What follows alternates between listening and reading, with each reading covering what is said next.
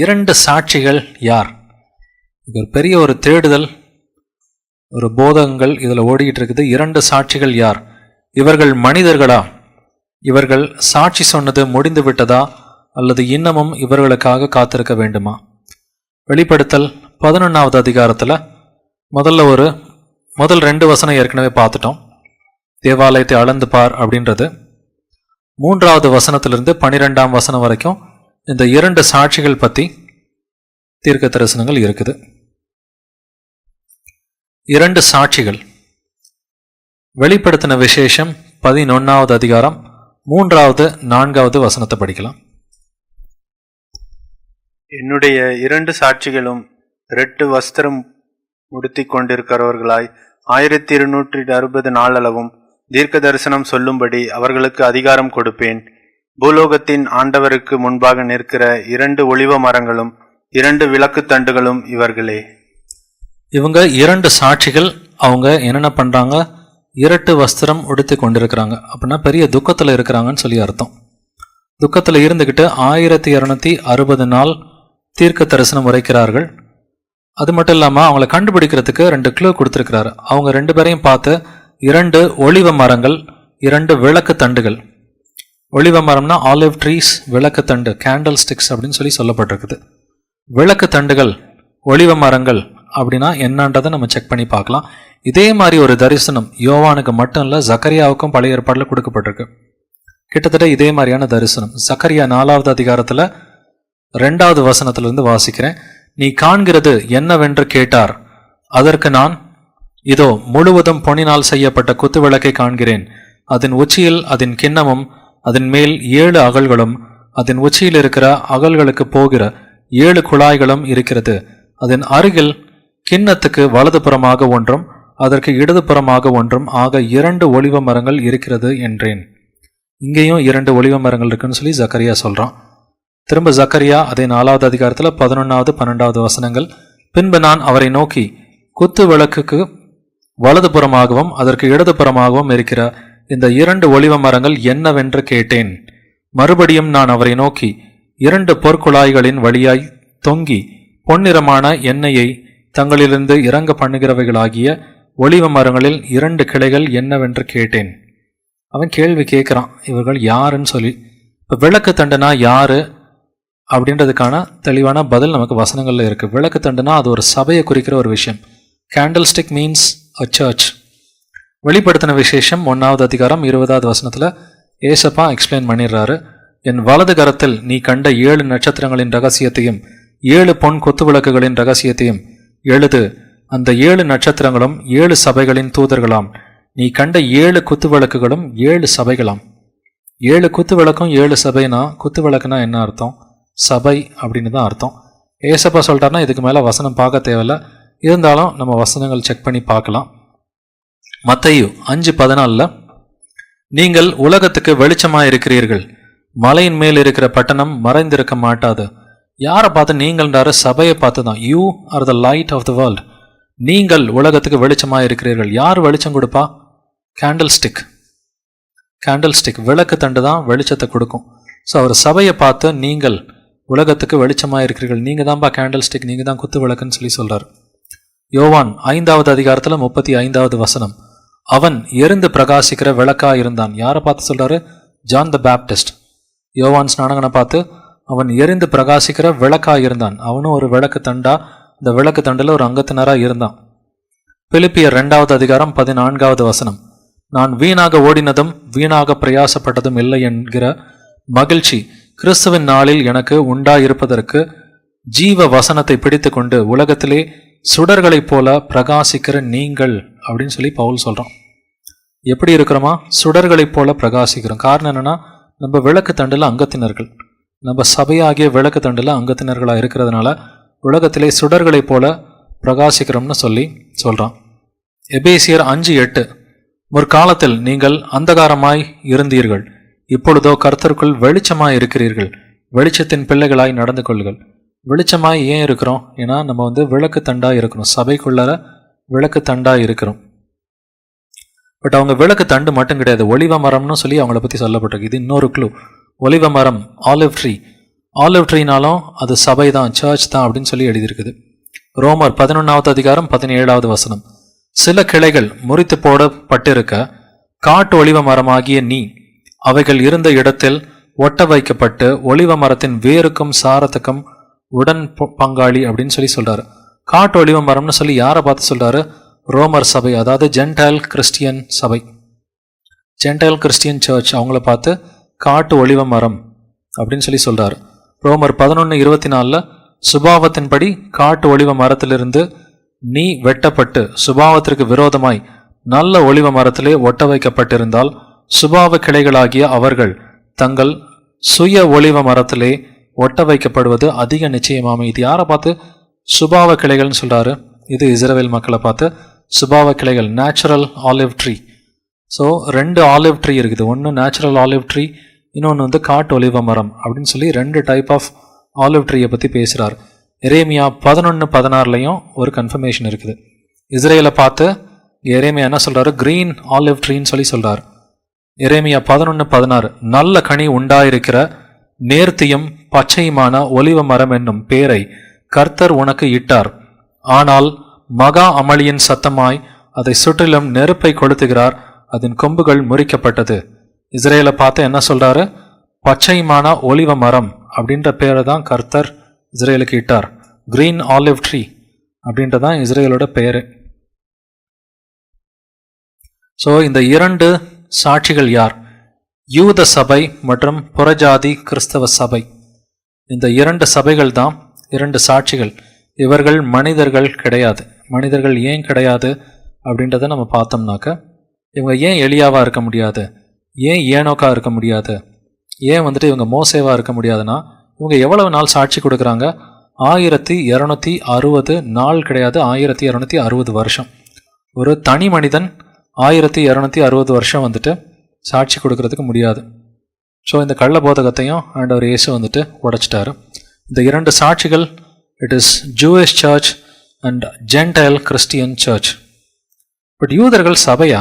இது என்னப்பா புது கதையா இருக்கு அப்படின்னு கேள்வி கேட்கலாம். அதுக்கும் வசன ஆதாரம் இயேசுப்பா கொடுத்துருக்கிறார். அப்போஸ்தலர் 7வது அதிகாரம் 38வது வசனம். சீனாய் மலையில் தன்னுடனே பேசின தூதனோடும் நம்முடைய பிதாக்களோடும் கூட வனாந்தரத்திலே சபைக்குள் இருந்தவனும் நமக்கு கொடுக்கும்படி ஜீவ வாக்கியங்களை பெற்றவனும் இவனே. யாரை பார்த்து இங்கே பேசுகிறாங்க? மோசேவை பார்த்து. வனாந்தரத்திலே அவன் எங்கே இருந்தானா? சபைக்குள்ளர இருந்தான். இங்கே கிங் ஜேம்ஸ் பைபிளில் இந்த வசனத்தை படித்து பார்த்தீங்கன்னா, this is he that was in the church in the wilderness. நல்லா கவனிங்க இந்த ஃப்ரேஸை, சர்ச் இன் த வில்டர்னஸ். இஸ்ரேலை பார்த்து வனாந்தரத்தில் இருந்த இஸ்ரேல் மக்கள் யார்? சர்ச் இன் த வில்டர்னஸ், வனாந்தரத்தில் இருந்த சபை. இஸ்ரேலை பார்த்து சர்ச்னு சொல்லி புதிய ஏற்பாட்டில் ஸ்டீஃபன் சொல்கிறான், அவனை கல்லால் எறிகிறதுக்கு முன்னாடி. ஸோ கன்ஃபர்மேஷன் நமக்கு தெளிவாக இருக்குது. இஸ்ரேல் மக்களை பார்த்து சர்ச் அப்படின்னு சொல்லி வசனம் இருக்குது. சபை தான் சாட்சி இல்லையா? இயேசுவுக்கு சாட்சி கொடுக்குறவங்களாம் யார்? சபையில் அங்கத்தினர்கள். அந்தி கிறிஸ்து சபையில் இருக்கிறவங்களாம் இயேசுவுக்கு சாட்சி கொடுக்க மாட்டாங்க. இயேசுவோட உண்மையான சபையில் இருக்கிறவங்க தான் இயேசுவுக்கு சாட்சி. அதனால் இந்த 2 சாட்சிகள்ன்றது இயேசுவோட அந்த சபைகளுக்கு அழகாக ஒத்து போகுது. ஒன்று யூதர்கள், இன்னொன்று வந்துட்டு அந்த ஜென்டைல் கிறிஸ்டியன் சர்ச். யோவான் 15:27 நீங்களும் ஆதி முதல் என்னுடனே கூட இருந்தபடியால் எனக்கு சாட்சிகளாய் இருப்பீர்கள். நீங்களும் யாரை பார்த்து சொல்றாரு? சபையை பார்த்து நீங்களும் எனக்கு சாட்சிகளாய் இருப்பீர்கள். இயேசுவுக்கு சாட்சி கொடுக்கிறது அவருடைய சபை. அப்போஸ்தலர் 1:8 பரிசுத்த ஆவி உங்களிடத்தில் வரும்போது நீங்கள் பலனடைந்து எருசலேமிலும் யூதேயா முழுவதிலும் சமாரியாவிலும் பூமியின் கடைசி பரியந்தமும் எனக்கு சாட்சிகளாய் இருப்பீர்கள்.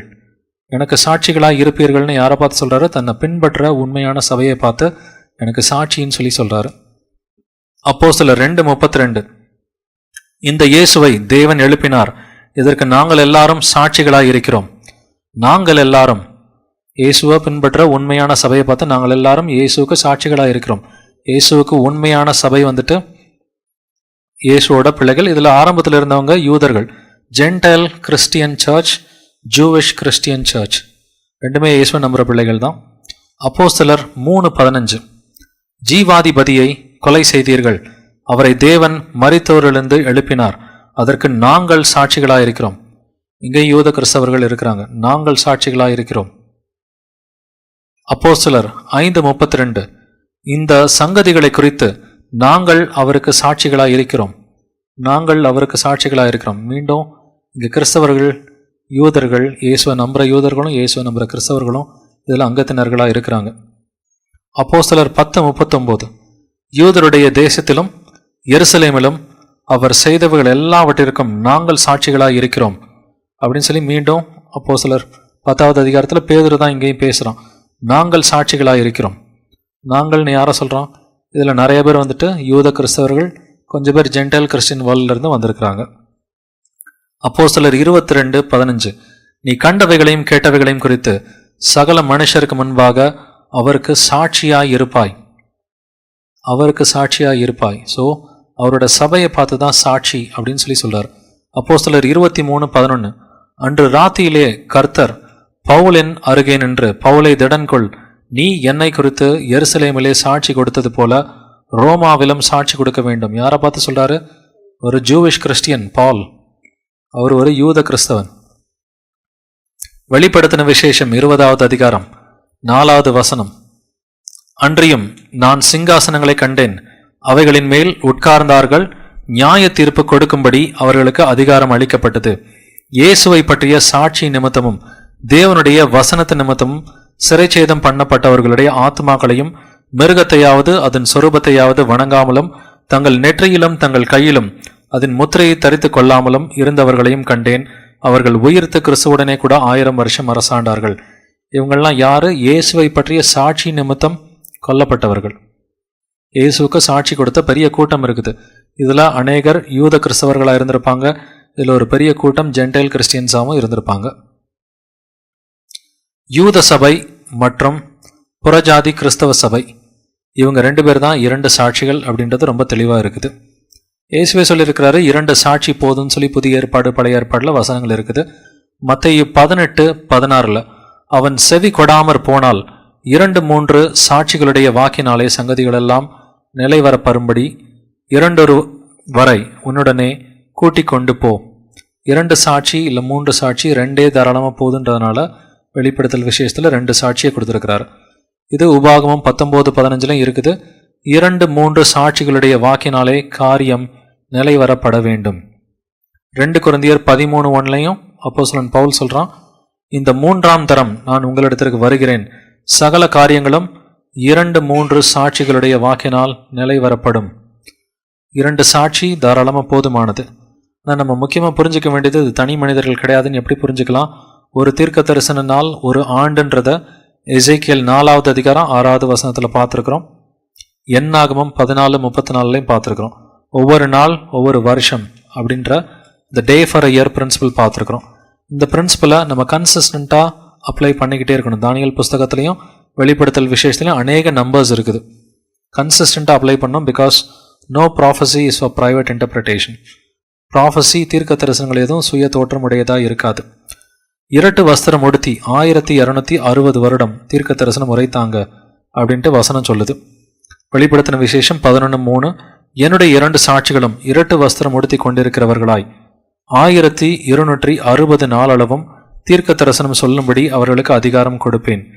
யாராவது 1260 வருஷம் தனி மனிதன் தீர்க்க தரிசனம் உரைக்க முடியுமா? உரைக்கிறதுக்கு வாய்ப்பு கிடையாது. ஸோ இந்த 2 சபைகள் 1260 வருஷமாக கொல்லப்பட்டவர்கள் யாருன்றதை நல்லா கவனிச்சு பாருங்க. புறஜாதி கிறிஸ்தவர்கள், யூதர்கள், இவங்க 2 பேரும் தான் கொல்லப்பட்டாங்க. அந்த ஹோலி சிட்டி, அந்த பரிசுத்த நகரத்தை மிதிச்சது வந்துட்டு 1200 வருஷமாக கொல்லப்பட்டது இந்த 2 குரூப் ஆஃப் பீப்புள். புறஜாதி கிறிஸ்தவர்கள் மற்றும் யூதர்கள், யூத கிறிஸ்தவர்கள், இவங்க தான் வந்துட்டு கொல்லப்பட்டாங்க. 538 ஆரம்பிச்சு 1798 வரைக்கும். இந்த டார்க் ஏஜஸில் இந்த காரியம் தான் வந்துட்டு நடந்துச்சு அப்படின்றத இன்குவிசிஷனில் கொல்லப்பட்டவங்க அநேகர் யூதர்கள் மற்றும் கிறிஸ்தவர்கள். ஆனால் இன்னும் சில பாயிண்டர்ஸ் ஆவியானவர் கொடுத்துருக்கிறார். அவர்களுடைய வாயிலிருந்து அக்கினி புறப்பட்டது. இது எப்படிப்பா சபையோட வாயிலிருந்து அக்கினி புறப்படுமான்னு பார்த்தீங்கன்னா புறப்படும்னு சொல்லி வசனத்தில் இருக்குது. வெளிப்படுத்தின விசேஷம் 11:5 ஒருவன் அவர்களை சேதப்படுத்த மனதாய் இருந்தால் அவர்களுடைய வாயிலிருந்து அக்கினி புறப்பட்டு அவர்களுடைய சத்துருக்களை பட்சிக்கும். அவர்களை சேதப்படுத்த மனதாய் இருக்கிறவன் எவனோ அவன் அப்படியே கொல்லப்பட வேண்டும். சபை மக்களோட வாயிலிருந்து அக்கினி புறப்பட்டதா?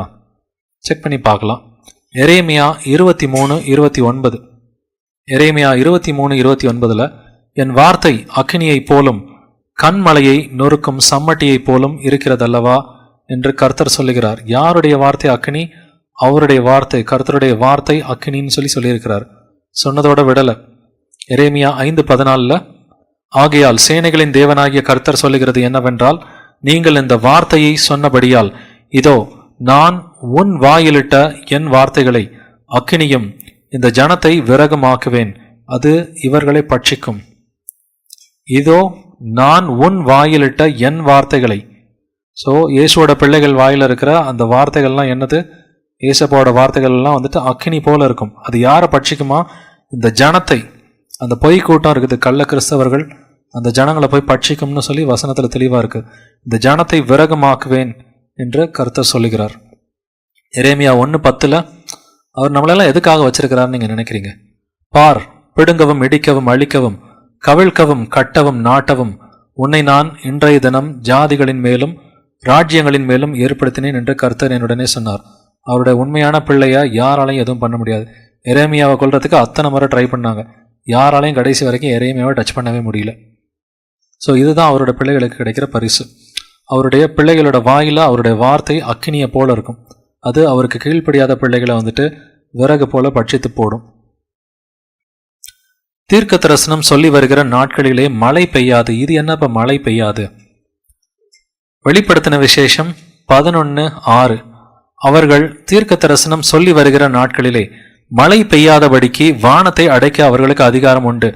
அவர்கள் தண்ணீர்களை இரத்தமாக மாற்றவும் தங்களுக்கு வேண்டும் போதெல்லாம் பூமியை சகலவித வாதைகளாலும் வாதிக்கவும் அவர்களுக்கு அதிகாரம் உண்டு.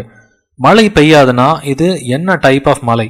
இது லிட்ரல் மழை கிடையாது, ஆவிக்குரிய பஞ்சம்.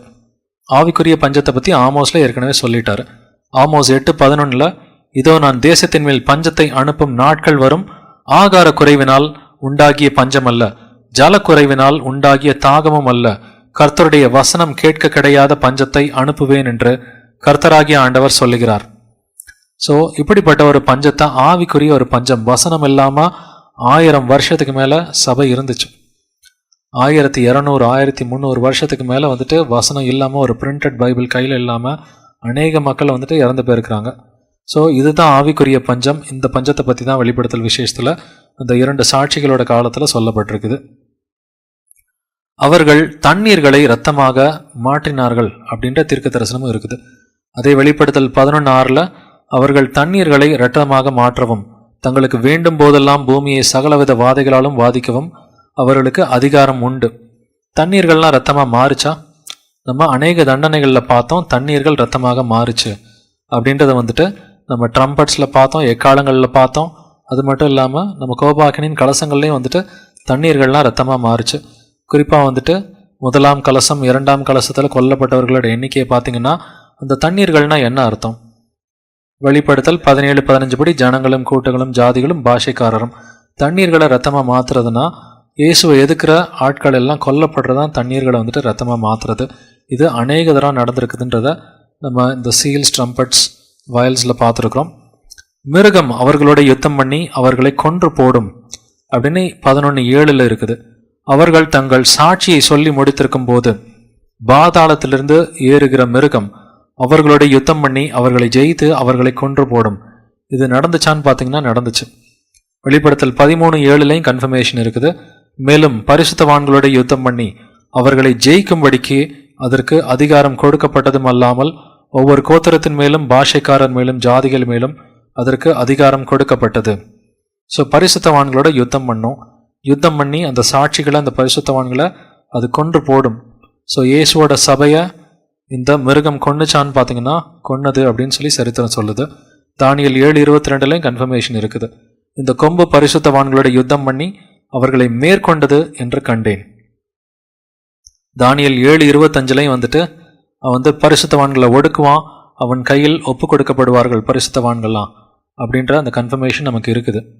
இந்த உண்மையான சபை செத்து போயிடுச்சு அப்படின்னு சொல்லி, உண்மையான சபை செத்து போயிடுச்சுன்னு சொல்லி 1514 கத்தோலிக்க சபை பிரகடனம் பண்ணாங்க. The true church of Jesus has been persecuted. அவங்க அது வரைக்கும் கொல்லப்பட்டுக்கிட்டே இருந்தாங்க.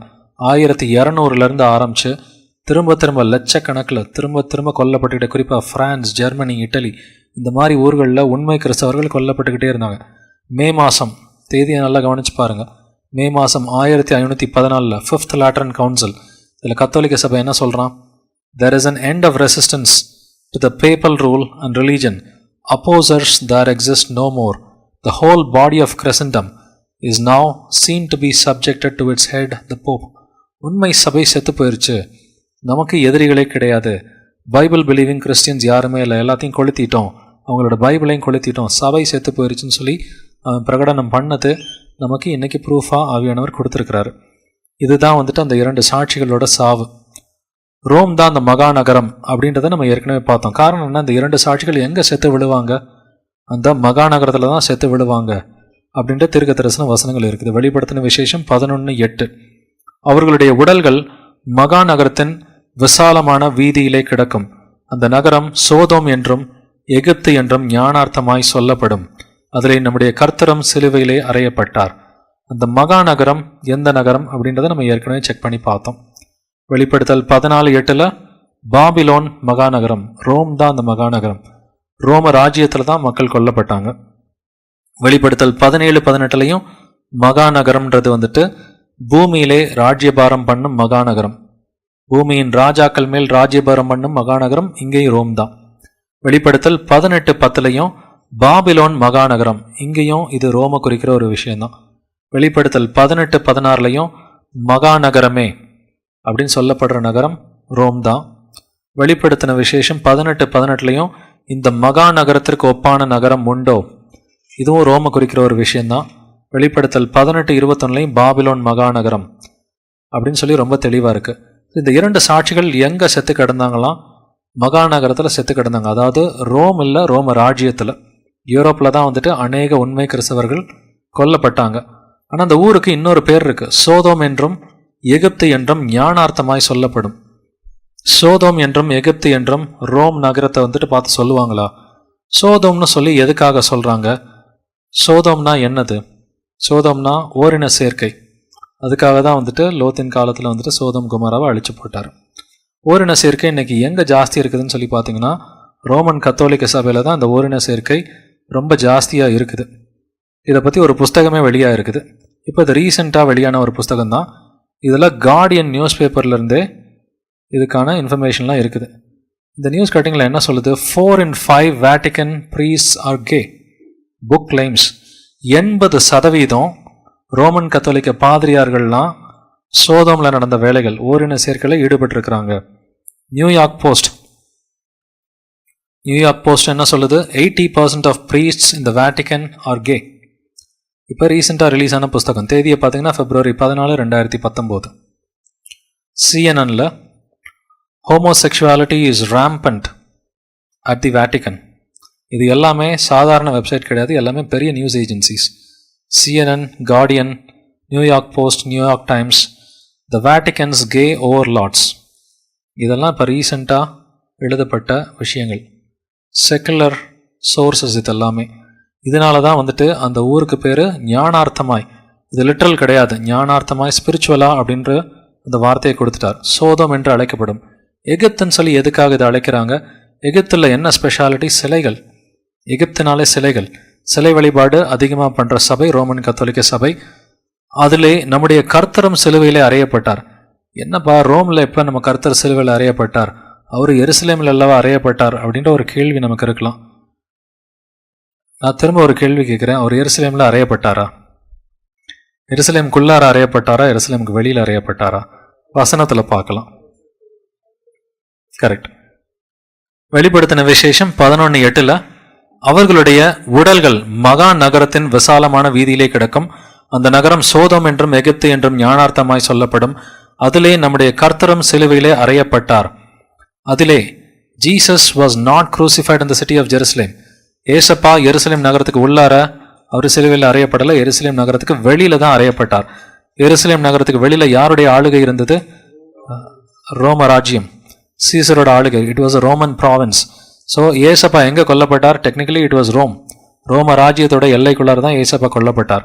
இது எபிரேயரில் வந்துட்டு அப்போஸ்தலன் பவுல் தெளிவாக சொல்கிறான். எபிரேயர் 13:12 அந்தபடியே இயேசுவும் தம்முடைய சொந்த இரத்தத்தினாலே ஜனத்தை பரிசுத்தம் செய்யும்படியாக நகர வாசலுக்கு புறம்பே பாடுபட்டார்.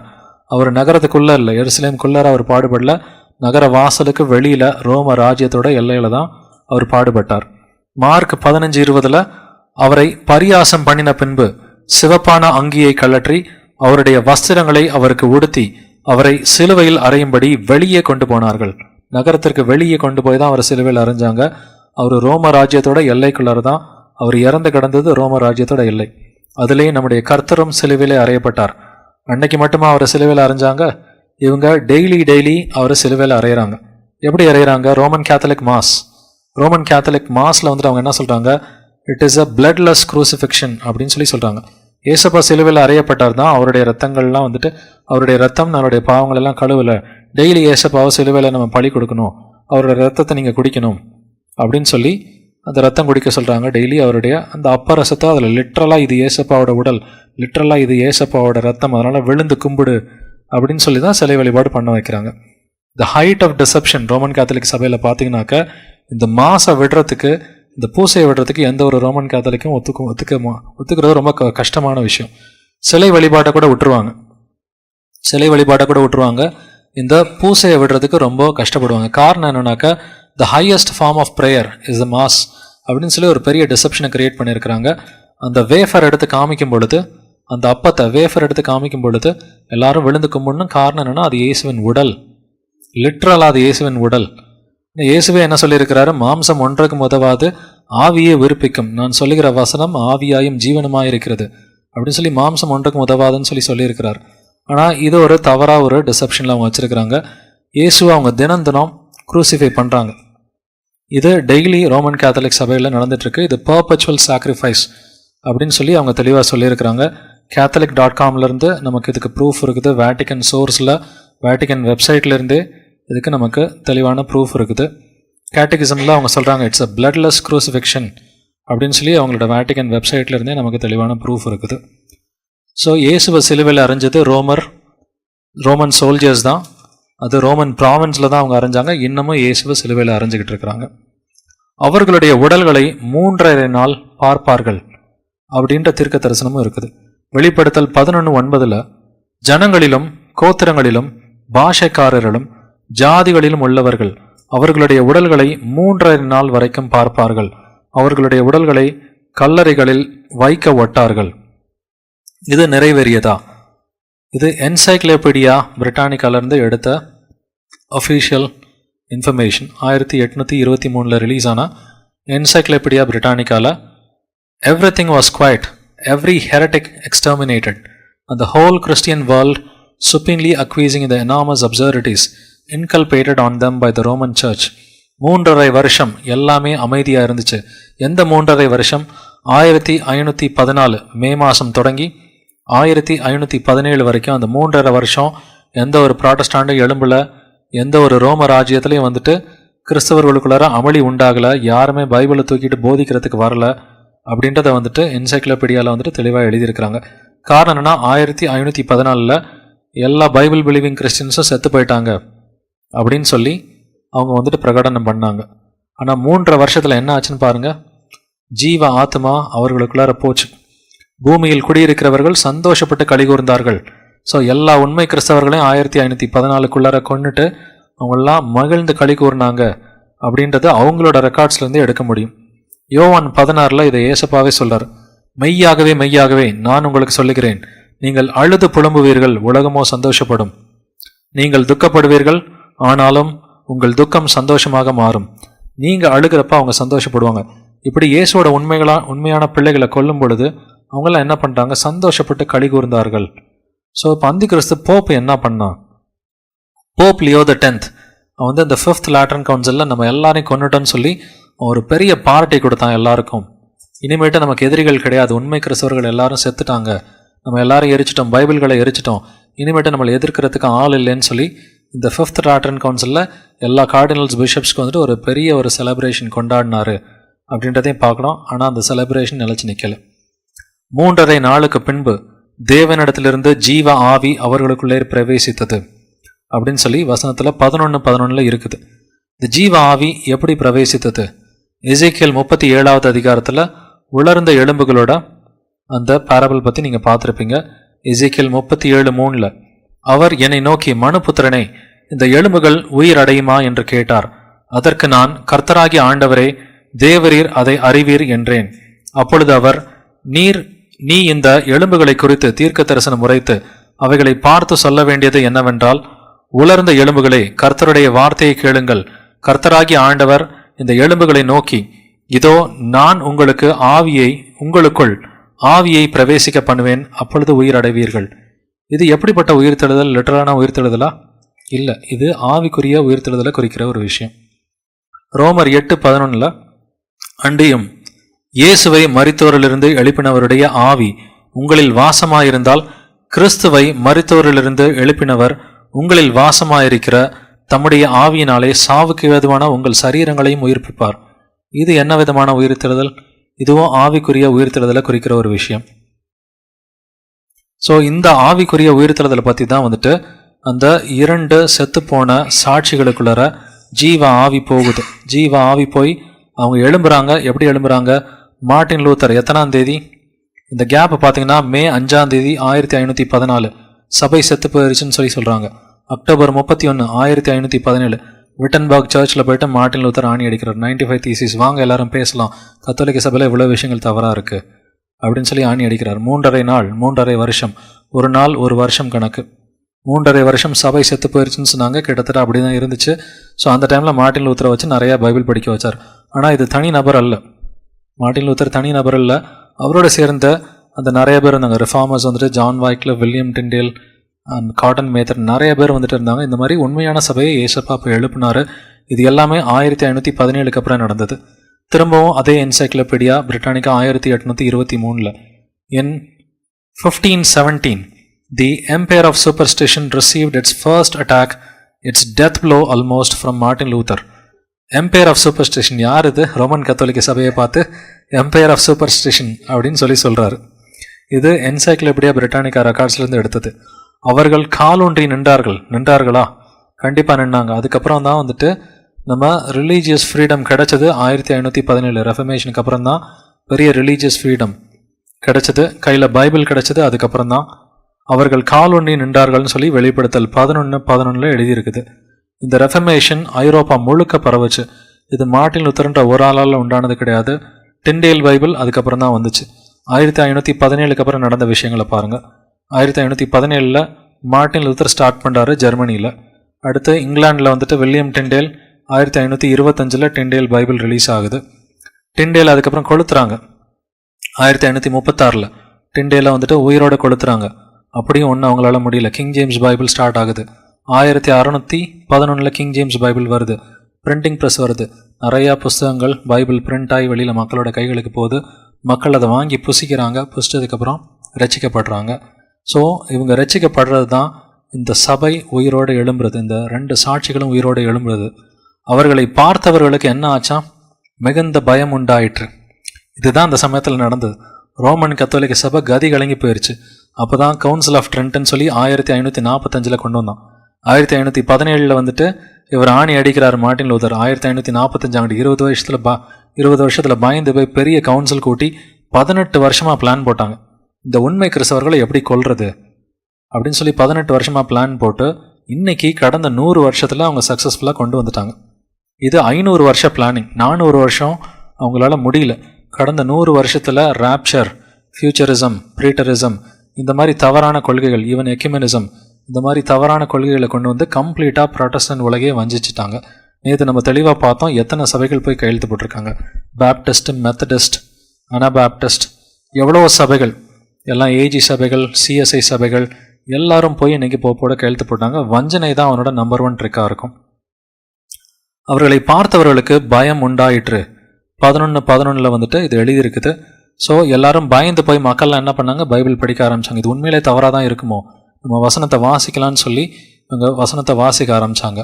மேகத்தில் ஏறி வானத்திற்கு போனார்கள் அப்படின்னா என்ன அர்த்தம்? வெளிப்படுத்தல் 11:12 மேகத்தில் ஏறி வானத்திற்கு போனார்கள். இது லிட்டரலான ரெசரக்ஷன் கிடையாது. இது பொலிட்டிக்கல் ஹெவன்ஸுக்கு அவங்க போகிறது. ப்ரொட்டஸ்டாண்ட் கிங்ஸ், ப்ரொட்டஸ்டாண்ட் நோபல்ஸ், ப்ரொட்டஸ்டாண்ட் பிரின்சஸ் அவங்களாம் வந்தது எப்போன்னு பார்த்தீங்கன்னாக்கா ஹிஸ்ட்ரியில் 1517 அப்புறம் தான். 1517 அப்புறம் நிறைய ப்ரொட்டஸ்டன்ட் கிங்ஸ், பைபிள் பிலீவிங் கிறிஸ்டியன்ஸ்னு சொல்லலாம். பைபிள் பிலீவிங் ராஜாக்கள், வசனத்தை உண்மையாக ஃபாலோ பண்ண அந்த பிரின்சஸ், நோபல்ஸ், ராஜாக்கள் அவங்கெல்லாம் வந்தது அந்த பொலிட்டிக்கல் ஹெவன்ஸுக்கு, மேகத்துக்கு ஏறினது வந்துட்டு அந்த சமயம்தான். இது சிம்பாலிக் அசென்ஷன், இது லிட்ரலான அசென்ஷன் கிடையாது. எபேசியர் 2:6 வராப்பில் கிறிஸ்து இயேசுவுக்குள் நம்மை அவரோட கூட எழுப்பி உன்னதங்களிலே அவரோட கூட உட்காரவும் செய்தார். இப்படிப்பட்ட ஒரு சிம்பாலிக் அசென்ஷன் தான் இங்கே சொல்லப்பட்டிருக்குது. ஸோ இங்கிலாந்து தான் முதல்ல வந்துட்டு போப்புக்கிட்ட இருந்து பிரேக் ஆகிட்டு போயிட்டு தனி நாடாக பிரிஞ்சு போனவன். அதனால தான் ஆண்டவர் அந்த சமயத்தில் இங்கிலாந்துக்கு நிறைய ஆசீர்வாதங்களை கொடுத்துருந்தார். ஒரு 300 வருஷம் பெரிய ஆசீர்வாதங்கள், பொலிட்டிக்கலாக, எக்கனாமிக்கலாக, ஈவன் ரிலீஜியஸாக வந்துட்டு பார்த்திங்கன்னா நிறைய ஆசீர்வாதங்கள் இங்கிலாந்துக்கு கொடுத்துருந்தாரு. அப்போ என்ன நடந்துச்சான்? வெளிப்படுத்தின விசேஷம் 11:13 பூமி மிகவும் அதிர்ந்தது, 10 பங்கு இடிந்து விழுந்தது. 10 பங்குன்னு யாரை குறிக்கிறாங்க? பிரான்ஸ் தான் அந்த 10 பங்கு. அந்த 10 நாடுகளில் ஒரு நாடுகள் இவனை விட்டு போய் இவனுக்கு எதிராக திரும்பும். 10 பங்கு இடிந்து விழுந்தது. மனுஷரில் 7000 பேர் பூமி அதிர்ச்சியினால் எழுந்தார்கள். இந்த பூமி அதிர்ச்சினால இவ்வளோ பேர் அழிந்தாங்கன்றது. இந்த பூமி அதிர்ச்சி எதை குறிக்கிறது? French revolution. 10 பங்கு அந்த 10 நாடுகளில் ஒரு நாடு. பிரான்ஸ்டிருந்து அந்த பிரெஞ்சு ரெவல்யூஷன் வந்துச்சு. லட்சக்கணக்கான மக்கள் கொல்லப்பட்டாங்க. ஆயிரக்கணக்கான கத்தோலிக்க சபையோட பாதிரியார்களே இதில் கொல்லப்பட்டாங்க. இந்த பூமி அதிர்ச்சி ஏற்கனவே பார்த்துருக்குறோம். இது லிட்ரல் கிடையாது, இது பொலிட்டிக்கல் ரெவல்யூஷனை குறிக்கிறதுன்னு சொல்லி ஹாகாய் 2வது அதிகாரத்தில் 21, 22 வசனத்தில் பார்த்துட்டோம். இந்த 2 சாட்சிகள் யார்? தெளிவாக ப்ரூவ் ஆகிடுச்சு. இந்த 2 சாட்சிகள் யூத சபை மற்றும் புறஜாதி கிறிஸ்தவ சபை. இவங்க தான் இந்த 2 சாட்சிகள். மனிதர்கள் அப்படின்னு சொல்கிறது ஒரு கள்ள போதகம்.